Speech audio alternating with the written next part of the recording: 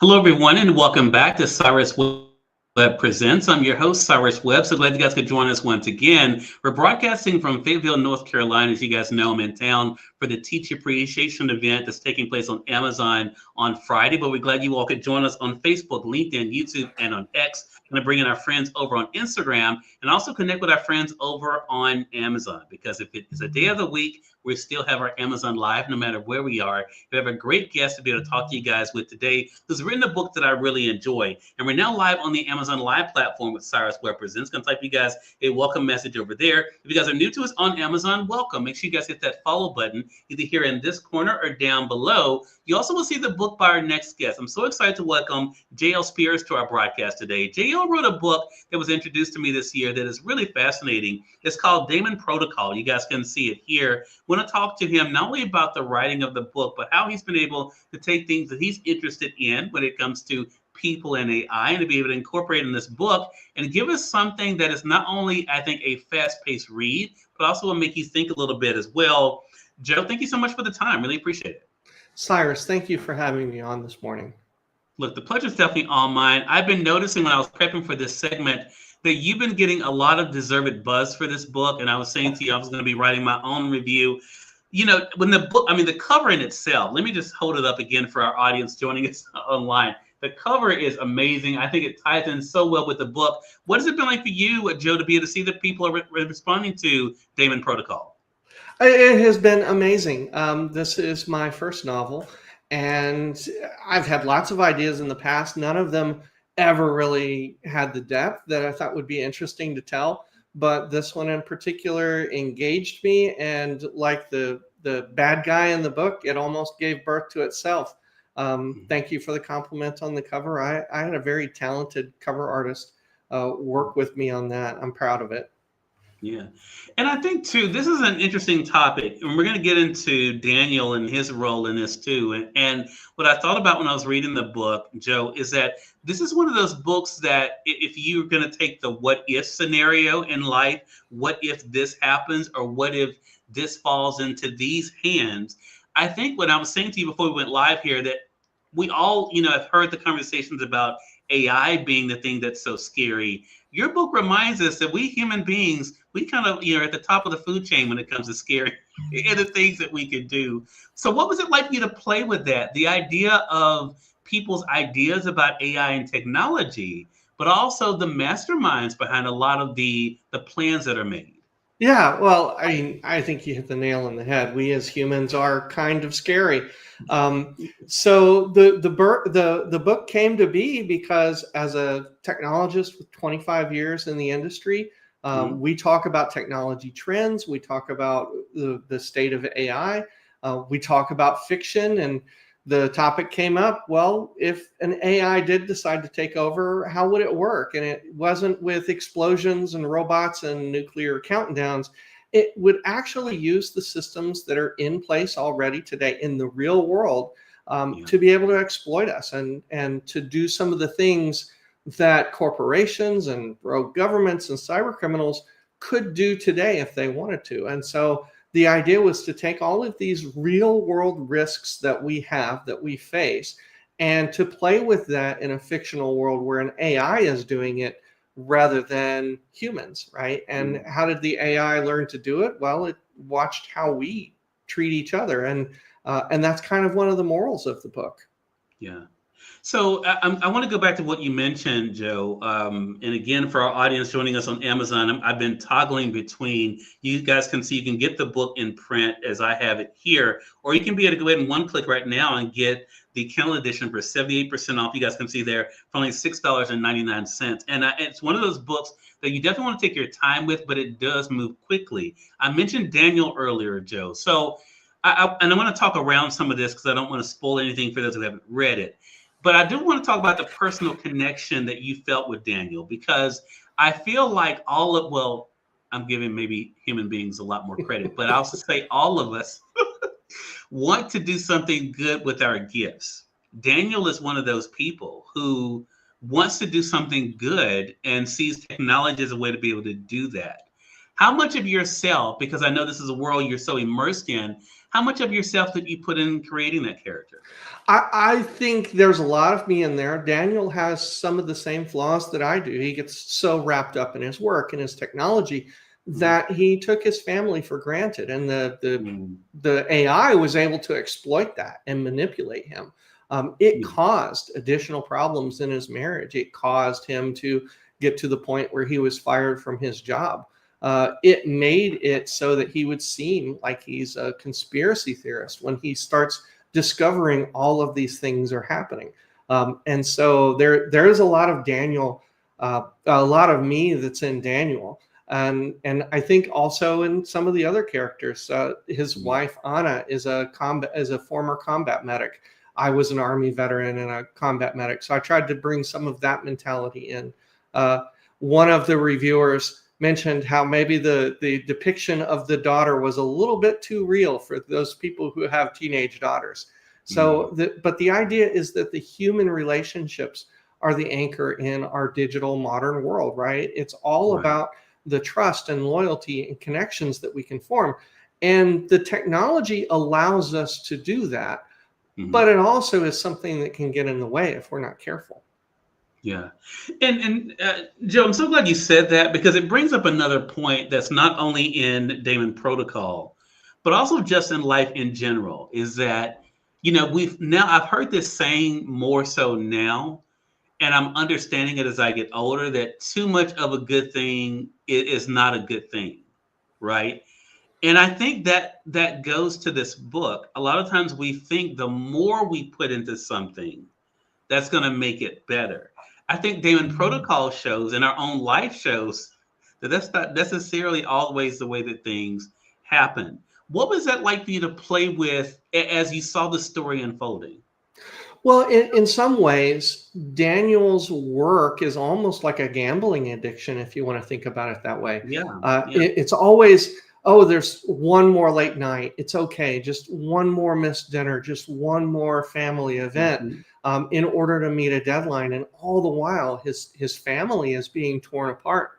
And it's important for us as humans. We want to grab Daniel and shake him and say, hey, wake up. You have a family that loves you, and you're taking them for granted.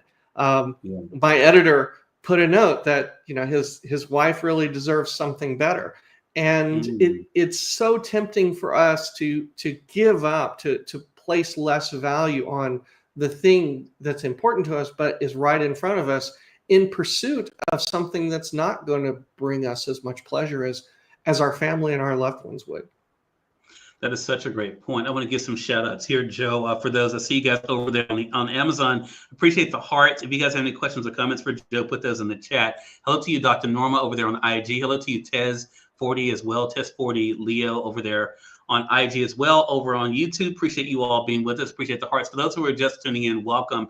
You all are watching Cyrus Webb Presents. If my background looks different, it's because I'm on location. I'm not in Mississippi in the studio. I'm in Fayetteville, North Carolina today. I'm in town actually visiting Dr. Norma's Academy. We're going to be doing a live teacher appreciation event here on Amazon tomorrow on Friday. So you definitely make sure you guys are staying with us. But today we're speaking with author J.L. Joe Spears about his book, Daemon Protocol, what it's been like for him to see the response to it.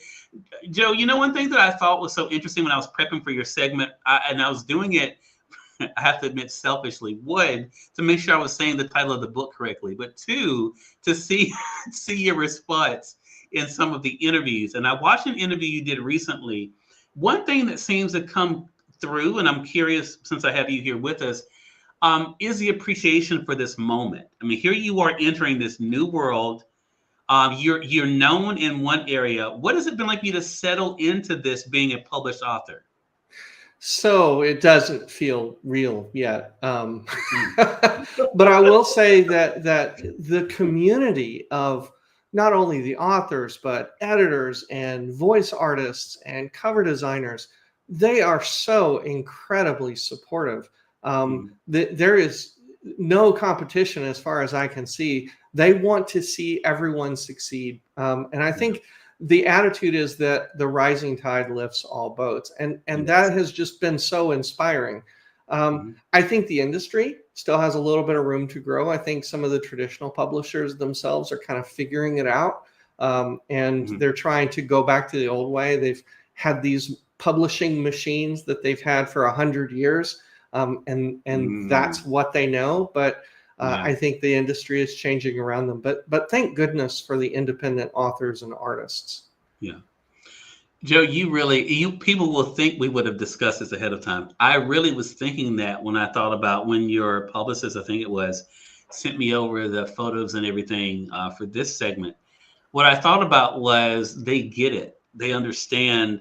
I mean, because the playing field in so many ways, and I'm speaking to someone who's been in this industry for a while, has leveled so much now that everyone has an opportunity to build their audience, to get their message out there and to cut through the noise if they're willing to do it. And unfortunately, you're right. Some of the traditional publishers are playing catch up and not getting it as much. I want to talk about the readers, though. I've had a chance to read your book, DAEMON Protocol. You mentioned it hasn't felt exactly real yet, but what has it been like for you to have people who you've never met, like myself, tell you, you know what, Joe, I really enjoyed your book? How does that feel? So I have to draw a parallel. I have a student intern who worked for me over the summer, and she had imposter syndrome. She's surrounded by who she considered to be brilliant people, and she sees these folks, and she wondered if she fit in. And we were comparing notes. Here I am in the technology industry, feeling really good about what I've accomplished there. And I'm stepping into this new world, feeling a lot of the same things that she was feeling. And it kept me grounded because I could kind of put myself in her shoes because of this new experience. And what I think came out of it was the advice I gave her, I came up with, but I think it's actually good advice, is you have to put yourself in a place where you're not comfortable in order to grow. If you're lifting weights and the weights are too loose, if they're too light, you're not going to build muscle. And that has been the experience I've had with publishing this work. I want to talk about another thing that comes up in the book, and especially as the story is kind of building, and that is the preciousness of time. We talked about that earlier with Daniel and the sacrifices, but also in our understanding of where things are happening. There's this great conversation you wrote in the book in chapter 65. And one of the things that comes across is the immediacy of the time. What do you hope people in a real world instance, Joe, what do you hope people realize about the urgency of us understanding not only where we're headed when it comes to the future and technology, but also our relationship with it? So I think the conversation in chapter 65 was a young woman was on the phone with her mother, and she was debating in her own mind whether she should come out as gay, and she in that conversation was internalizing, well, I don't have to do this right now, right? And her assumption is, of course, she's got the rest of her life. She knows her mother loves her. Why would I go through all of this? But there's some urgency that happens later on in the book, where, as an audience, we're like, oh, we wish you had the opportunity to kind of close this so that you know that your mother loves you. It's not just implied. You get the chance to actually see each other for who you are, because tomorrow is never guaranteed. And if you give up the opportunity to say what you want to say to the people who matter to you, things might happen. You might not get the chance to do that. So don't delay.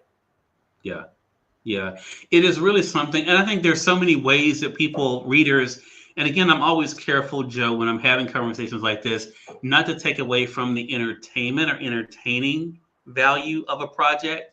But also, I have learned in reading hundreds of books over my life that sometimes the most truth is in fiction, right? The things that we really need to get the most are in books like yours. And the reason why I wanted to bring up that chapter, exactly the point you made, but also the fact that now is the time. Just like for you, you're putting this book out there. I mean, it's very easy to say, well, I'll do it when this happens or that happens, but you're you're taking advantage of this opportunity, and now you're able to reap the benefits of that.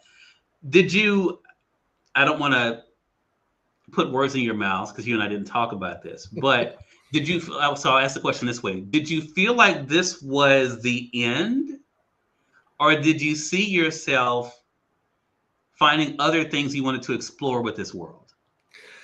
Every time I would go back and read it, I went through 9 drafts. Every time there was something else that I wanted to put in. I had to be very careful. I didn't want it to be some bloated work. But I think fiction is powerful because you get the opportunity to talk about, I can talk about technology. And it's not a technical manual, and it's going to reach more people, and they're going to get a message. Hey, I should be aware of what my cybersecurity footprint looks like. And it's accessible, right? Fiction allows us to do that. Fiction allows us to hold up a mirror to ourselves when we're in a time where everything is so controversial, everything is so polarized, and to pull back from all of those things that are polarizing us and play out a scenario that isn't part of this political atmosphere, and just have people come together and say, well, is this right or is this wrong? What are our values?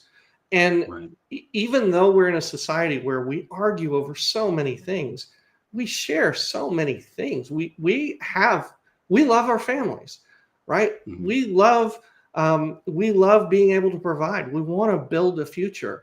We all share these same qualities. It's just sometimes we forget about it because of all of the noise that's happening. Fiction lets us cut through that. Right. Such a great point. It's such a great conversation with you, Joe. I really enjoyed this. Again, everyone, J.L. Spears has been our guest. Joe, we've been talking about his journey that led him to writing the book, DAEMON Protocol. Talk to us about the title for those who are just finding out about the book, Joe. Yeah. So a daemon in computer science parlance is a computer process that runs in the background. It's behind the scenes, and it's just waiting for something to happen. So for instance, when you want to send an email to somebody around the world, well, it's waiting there to receive your message and to pass it on. So there are all of these processes that are just waiting for a signal in order to perform their action. And a protocol is a set of instructions that one computer sends to another. So it's the computers operating behind the scenes. And so we put them together. We have this process in the background sending instructions to other computers, which is the antagonist in a nutshell. Yes. And I think too, I'm so glad you explained it that way, because I think too, we can also see kind of going full circle in what I mentioned in the beginning, because we have humans that are exactly the same way, who are just waiting on an action to be taken so that they can be able to seize that opportunity. And I think that is such a cool way you've been able to put those two things together. Again, it's available here in print on Amazon. You all can get it, as you can see there, for $29.99, or you can be able to get the Kindle, as I mentioned earlier, for only $6.99. Joe, really appreciate the time. How can our audience stay connected with you? So the best way is my website, jlspears.com. And from there, you can learn about me, the book. You can also see other stories that weren't quite deep enough to be made into a novel. Hopefully, those are interesting points as well. Those are all free. But DAEMON Protocol is on Amazon and other places where books are sold. All right. Well, Joe, congratulations to you again. Really enjoyed the time and looking forward to our next chat together. Thank you so much. More than welcome. And we thank your audience for tuning in to another great segment of Cyrus Webb Presents. As a quick programming note, I want to remind you guys that we do have our travel show that's coming up on Amazon on Friday. We also have our weekly show with Allie Dalsimer. I'll be doing it here on location in Fayetteville. It's okay not to be fabulous every day. And also look out for the Teacher Appreciation Special here on Amazon on Friday as well. We have some amazing gifts for the teachers here, our way of saying thank you to them. Thanks to our Amazon partners. So make sure you guys are following us here on Amazon for all of that. Until next time, you'll make it a great one. We'll talk to you soon. Take care.